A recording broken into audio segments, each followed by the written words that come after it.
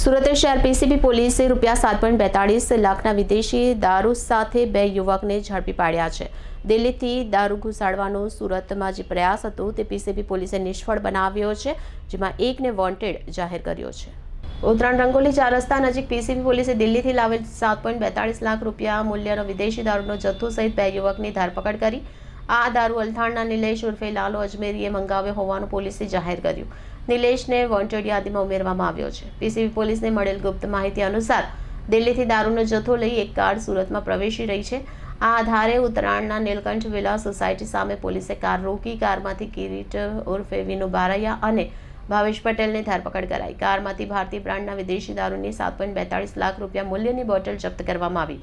તપાસ દરમિયાન જાણવા મળ્યું કે કિરીટ અને ભાવેશે આ દારૂ દિલ્હીના બુટલેગર અર્જુન અને રોહિત પાસેથી ખરીદ્યો હતો। આ જથ્થો નિલેશ લાલો માટે લાવવામાં આવ્યો હતો, જે શિવ શક્તિનગર ચાઇના ગેટ 1 નજીક રહે છે। પોલીસે નિલેશ સાથે દિલ્હીના બંને સપ્લાયરોને પણ વોન્ટેડ જાહેર કર્યા છે।